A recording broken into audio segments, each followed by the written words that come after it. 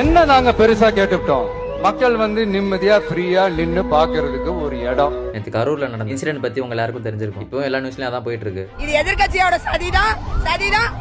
DMK என்ன plan பண்ணாங்களோ அதை பக்காவா பண்ணிட்டாங்க. எனக்கு தெரிஞ்சு இப்பதான் அவங்க நிம்மதியா இருப்பாங்கன்னு நினைக்கிறேன். Stalin uncle worst uncle very very worst. Vijay வரக்கூடாது, விஜய் காலி பண்ணு என்னென்னோ பண்ணீங்க. ஆனா நீங்க என்ன பண்ணீங்க? ஒண்ணுமே வேலைக்கு ஆகல. எல்லா மக்கள் சப்போர்ட்டும் அவருக்கு தான் இருந்துச்சு. அதுக்குன்னு கடைசியில இப்படி இறங்கிட்டீங்க. உடனே விஜய் அரெஸ்ட் பண்ணுங்க. விஜய்னால தான் 39 பேர் செத்து போயிட்டாங்க. எல்லாத்துக்கும் விஜய் தான் காரணம். அப்படி இப்படி நியூஸ்ல அடிச்சு விட்டுருவீங்க. அதுலயும் இப்ப நியூஸ்ல மட்டும் சொல்றது இல்ல, இன்ஸ்டால இருக்க இன்ஃப்ளூயன்சருக்கும் காசு கொடுத்து இவங்களுக்கு தாளம் அடிக்க வைக்கிறாங்க. கரூர்ல தரமான சம்பவம் நடந்திருக்கு. ஒரு தரமான சம்பவம் நடந்திருக்கு. கரூர்ல ஒரு பயங்கரமான ஒரு சம்பவம் நடந்திருக்கு. அடுத்த 5 வருஷமும் நீங்க தான் ஆட்சி பண்ணணும்னு முடிவு பண்ணிட்டீங்க. அதனால தானே இப்படி பண்ணிட்டு இருக்கீங்க. ஆனா ஒண்ணு மட்டும் சொல்றேன், நீங்க விஜய் கிட்ட இடத்த கொடுக்காம எந்த இடம் கொடுத்தா இப்படி ஒரு சம்பவம் நடக்கும் தெரிஞ்சு அந்த இடத்த கொடுத்து நீங்க நினைச்சதை நடத்தி இப்போ ஒரு டிராமா பண்ணிட்டு இருக்கீங்க பாத்தீங்களா? இந்த பூச்சாண்டி வேலையெல்லாம் காட்டுறதை விட்டுட்டு தில்லா கெத்தா நேர்மையா எலெக்ஷனை சந்திக்க வாங்க சார். மக்கள் முட்டாள் நினைச்சிட்டு நீங்க என்ன சொன்னாலும் நம்புவாங்க நினைச்சிட்டு பண்ணிட்டு இருக்கீங்க. ஆனா மக்களுக்கு தெரியும் யார் மேல தப்பு இருக்கு, யார் கூட நாங்க நிக்கணும்னு. விஜய் காலி பண்றதுக்கு என்ன வேணா பண்ணிட்டு போங்க. வெயிட் பண்ணி அடுத்த வருஷம் எலெக்ஷன்ல பாருங்க யார் காலியாக போறான்னு தெரியும். ஒருத்தர் வளர விடக்கூடாதுன்னு தடுக்கிறதுக்கா?